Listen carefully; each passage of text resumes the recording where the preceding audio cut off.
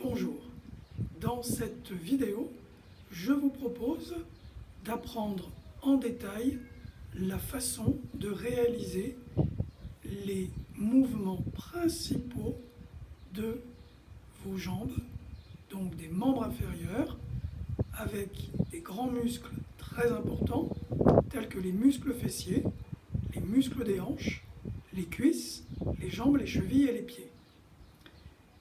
Je vous incite à prendre le temps de faire les mouvements avec moi et de cette façon, dans les prochaines vidéos, nous aurons moins besoin de passer du temps sur des détails et nous pourrons gagner en vitesse dans les enchaînements et dans l'intensité des séances qui seront plus dynamiques.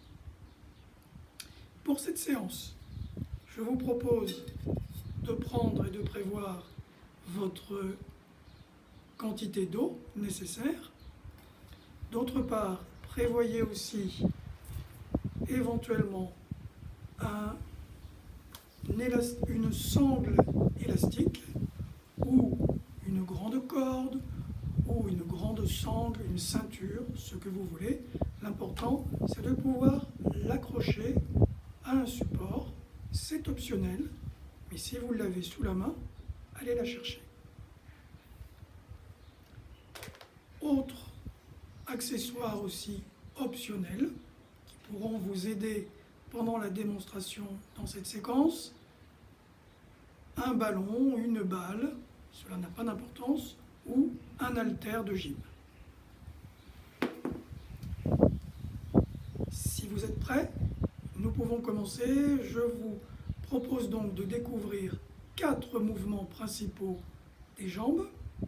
Premier mouvement, les squats ou les flexions de hanches.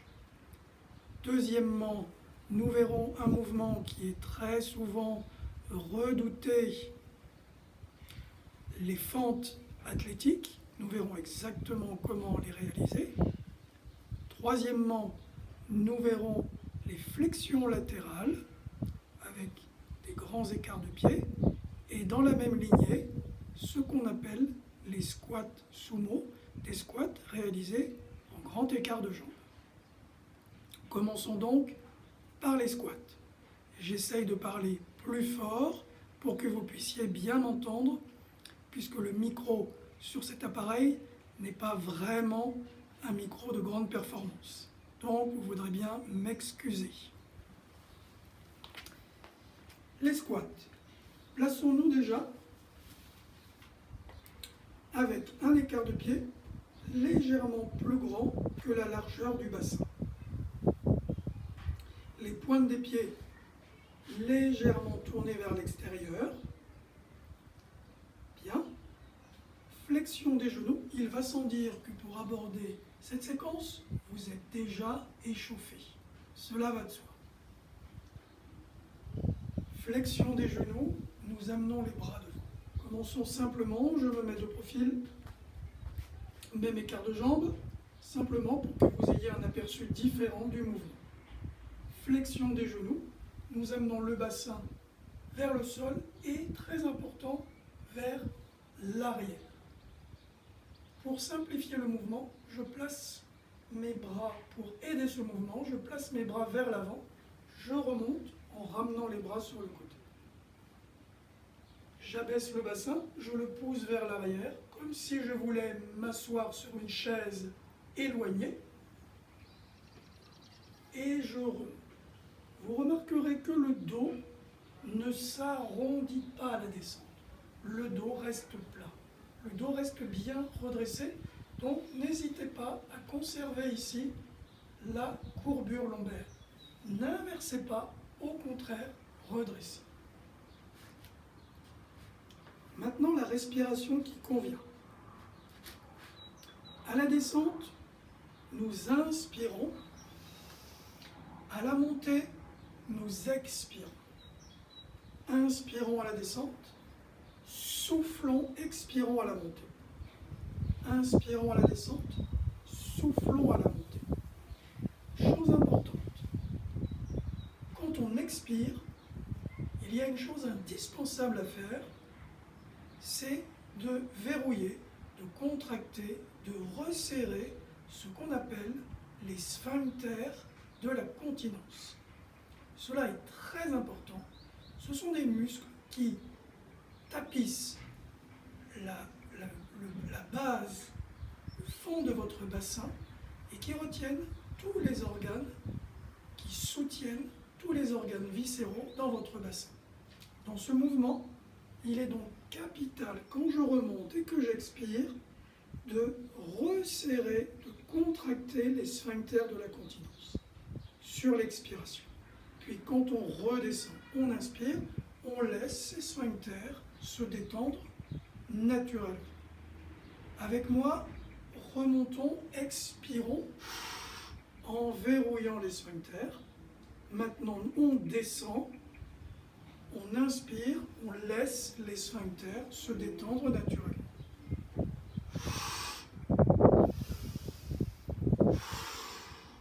Plusieurs fois avec moi.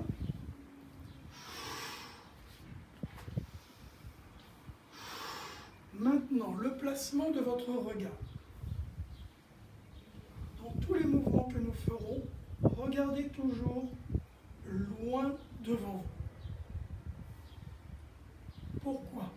Si on regarde vers le sol, si je descends en regardant vers le sol, vous voyez tout de suite que mon dos ne se place plus de la même façon. Mon dos a tendance à s'arrondir.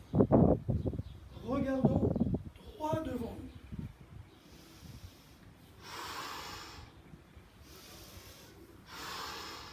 Maintenant, autre chose importante pour finir avec ce mouvement, quand nous allons remonter, nous allons créer au niveau de nos pieds une pression contre le sol.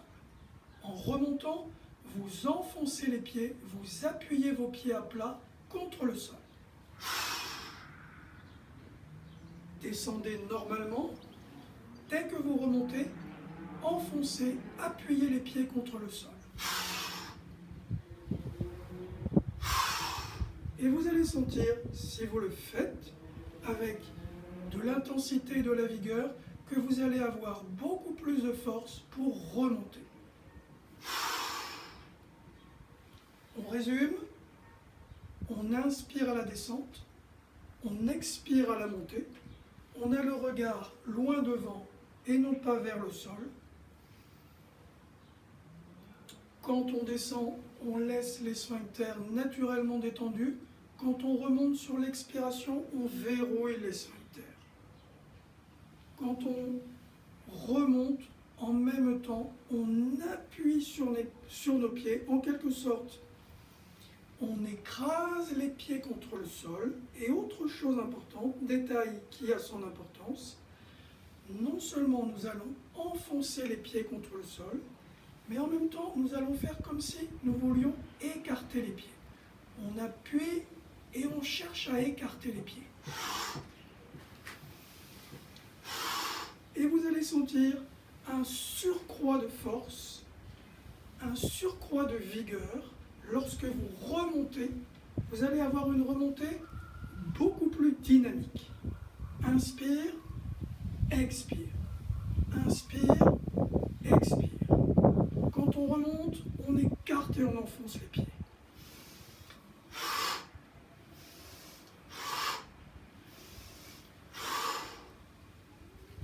Vous êtes au clair et vous êtes prêts pour les enchaînements de ce mouvement. Maintenant, voyons le deuxième mouvement, les fentes athlétiques. Ce mouvement, je vous le présente, ensuite on le détaille. Nous avons donc cette fois-ci un pied devant, le pied derrière, le pied postérieur est sur les orteils, il n'est pas posé à plat, il est sur les orteils. Ce mouvement, je l'exécute devant vous plusieurs fois.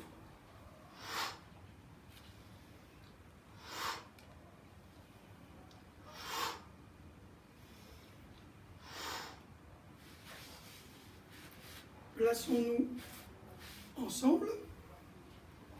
Le bon placement pour ce mouvement, c'est de partir comme pour les squats que nous avons précédemment fait, avec les deux pieds écartés un peu plus largement que le bassin. Puis maintenant, je me mets de profil. Nous avons donc cet écart de pied, un pied qui reste devant, puis nous reculons l'autre pied suffisamment loin pour qu'il puisse être posé sur les orteils. Donc, on a le pied comme ceci, sur les orteils, loin derrière. Maintenant, quand l'on descend, on va veiller à une chose importante. Regardez ici mon genou devant. Le genou plie sans faire de mouvement d'avancée. Tout comme le genou derrière qui plie et qui descend légèrement vers le sol. Ce que l'on peut voir et qu'il ne faut pas faire, regardez, je vous montre ce qu'il ne faut pas faire. Regardez ce que fait le genou devant. Il avance vers ce mur. Ça, c'est très délétère pour les tendons de votre genou. Donc, placez-vous devant un mur quand vous vous entraînerez chez vous et veillez à ce que la distance entre votre genou et le mur ne se réduise jamais. Que votre genou reste toujours immobile, plie, sans avancer. Pour continuer, tournons et inversons simplement la position pour équilibrer le travail de nos jambes. On a donc le pied derrière sur les orteils, le pied devant bien avancé, posé à plat. On regarde droit devant nous à hauteur de nos yeux. On descend, on plie le genou derrière. Le genou devant reste bien sans avancer. Et on remonte sur une expiration. Inspirez à la descente, soufflez à la montée. Comme dans les squats précédemment, nous descendons sur une inspiration et quand nous remontons, nous resserrons, nous verrouillons les sphincters de la continence. On en fait 3 ensemble. 3, 2 et 1. On tourne, on inverse. Regardez bien ce genou et le vôtre. Il ne doit pas s'approcher du support qui est devant lui. Il garde toujours la distance. Derrière, votre pied est bien sur les orteils et non pas à plat, sur les orteils. 3 mouvements pour finir avec ces fentes. Le dos, vous l'aurez remarqué, notre dos reste bien vertical. On va éviter de s'enrouler. On va plutôt se redresser avec nos épaules qui restent au-dessus des hanches. Pas les épaules en avant. On se redresse. On peut éventuellement placer les mains ici sur le bassin.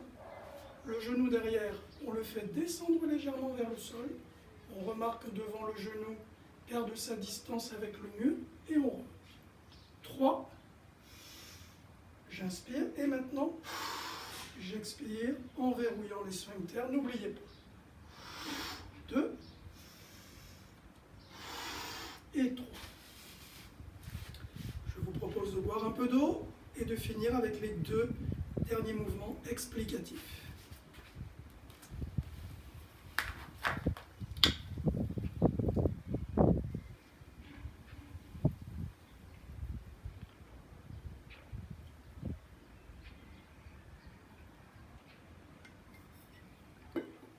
Merci. Voyons maintenant les flexions latérales.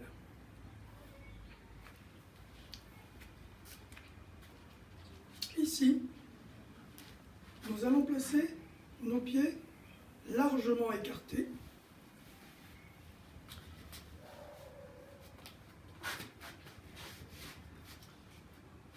Les pieds vont être légèrement ouverts. Donc nous sommes partis comme ceci, pieds parallèles. Nous ouvrons légèrement les pieds. Et le mouvement sera celui-ci.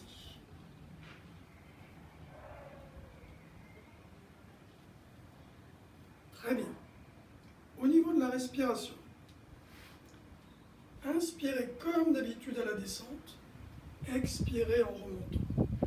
Inspirons à la descente, expirons à la montée. Comme nous expirons sur la montée, il va de soi que l'on resserre simultanément les sphincters dans cette partie du mouvement.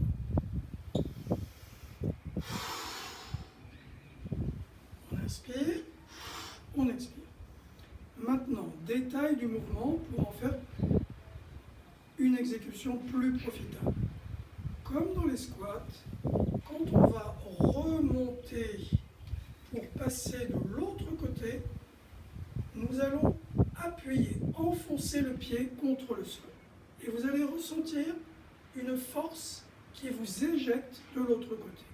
Même chose, je descends au-dessus de mon pied et pour revenir de l'autre côté, j'appuie ce pied contre le sol. En quelque sorte, j'écrase le sol avec mon pied. Maintenant, descendez normalement, écrasez le sol avec le pied. Vous devez sentir que vous créez une force d'éjection en vous repoussant à partir du pied.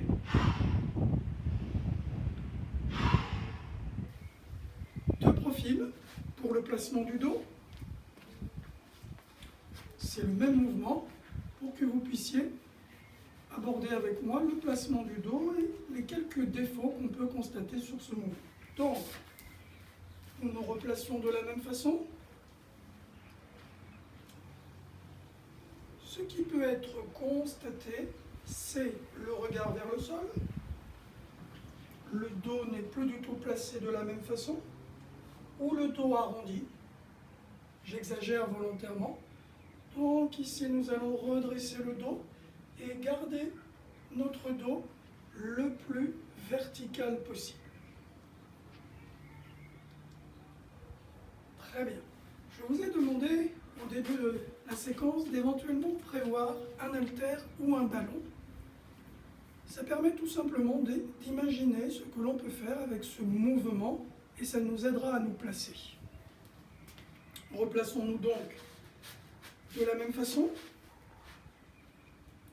Grand écart de pied, les pieds légèrement tournés vers l'extérieur, sans excès. Et avec un haltère ou avec une balle, nous allons tout simplement imaginer que l'on veut déposer cet objet au sol, puis le reprendre. On descend en inspirant, comme si nous voulions déposer ce ballon sur le sol et on remonte. N'oubliez pas, quand vous remontez, c'est parce que vous écrasez votre pied contre le sol.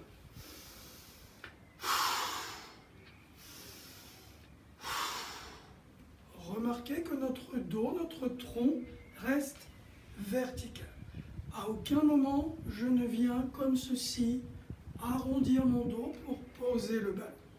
Vous le verrez mieux de profil. Nous gardons le dos plat et nous ne voulons pas faire ceci. On redresse le dos et on vient tenter en tout cas de rapprocher.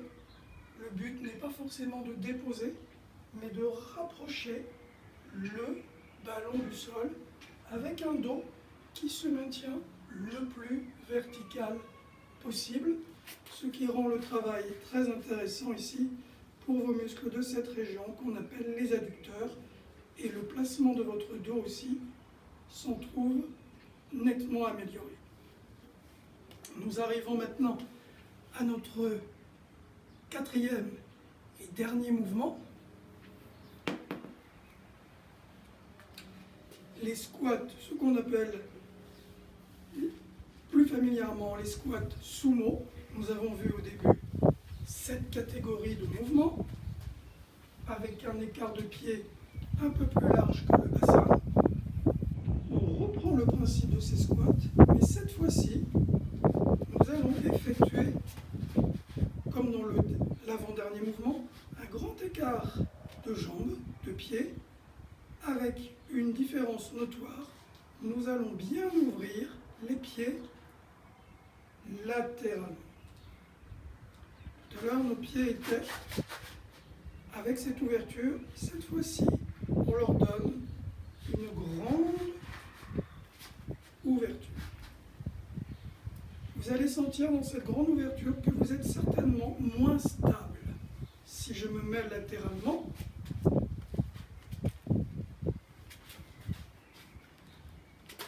que vous puissiez bien noter le placement des pieds, vous voyez qu'on peut facilement aller vers l'avant ou vers l'arrière. Nous sommes donc nettement moins stables, mais c'est recherché dans ce mouvement, puisque dans tous les mouvements d'équilibre, nous faisons travailler un plus grand nombre de muscles. L'instabilité requiert un travail musculaire plus intense, donc c'est très intéressant en termes d'intensité de travail musculaire. Et vous le savez, les facteurs d'équilibre sont toujours à entretenir plus on avance dans la vie. Donc je me place à nouveau. Grand écart de pied, pied bien tourné vers l'extérieur, de telle façon que l'on ressente une instabilité naturelle. Et le mouvement consiste tout simplement à fléchir les deux genoux. Et quand on remonte, on écrase à nouveau les pieds contre le sol. On descend sur une inspiration, comme vous en avez l'habitude maintenant.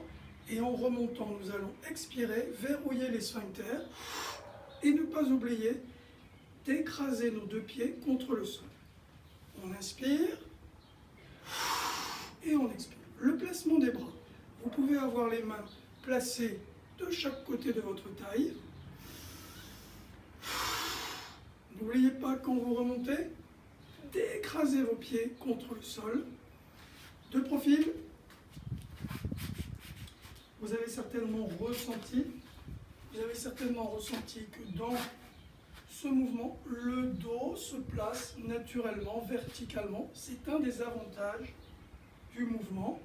Et vous avez certainement ressenti également vos adducteurs ici qui s'étirent beaucoup plus que dans les mouvements précédents.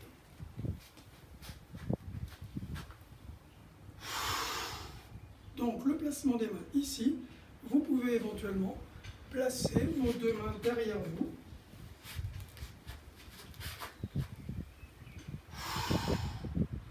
L'important est de garder votre dos bien vertical et de faire en sorte de vous stabiliser au maximum. Le regard est porté là aussi loin devant nous. Non pas le regard vers le sol, le regard loin devant nous. Pour finir cette séquence vidéo, souvenez-vous, au début de la séquence, je vous ai demandé de prévoir éventuellement une sangle. Tout simplement pour vous montrer une façon peut-être plus facile d'exécuter le premier mouvement, les squats. Vous avez ressenti que quand on fait les squats, nous amenons les bras en avant pour faciliter, en quelque sorte, équilibrer le travail du dos. Parce que si on garde les mains ici, il est souvent plus difficile de tenir son dos. Le dos a tendance à partir en avant, surtout si on regarde vers le sol, chose qu'on n'est pas supposé faire. Une petite aide, si dans votre maison, dans votre jardin ou dans la pièce où vous faites vos squats, vous avez de quoi vous accrocher. Ici, par exemple, une rambarde d'escalier. Il y a de quoi simplifier votre mouvement. Tout simplement, vous saisissez la rambarde des deux mains à hauteur approximativement de votre nombril. Et vous avez de quoi vous tenir et donc faciliter le travail du dos lorsque vous fléchissez et remontez.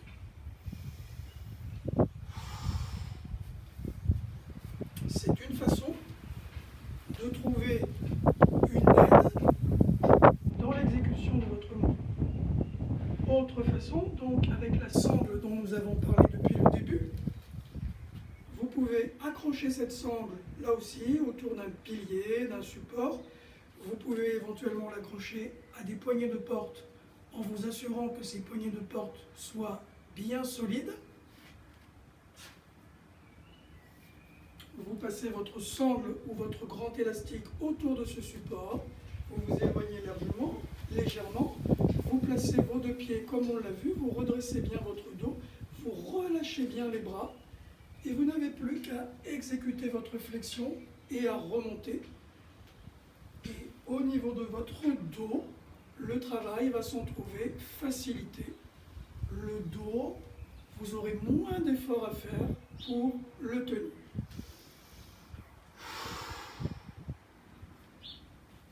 Voilà. Je vous remercie d'avoir suivi cette séquence. J'espère qu'elle vous aura été profitable et j'aurai le plaisir, j'espère, de vous retrouver dans les prochaines séances pour qu'à présent, nous puissions enchaîner tous les exercices d'une façon plus dynamique. À la fin de cette séance, n'oubliez pas de vous hydrater, de vous étirer un peu. Je vous remercie et je vous dis à très bientôt.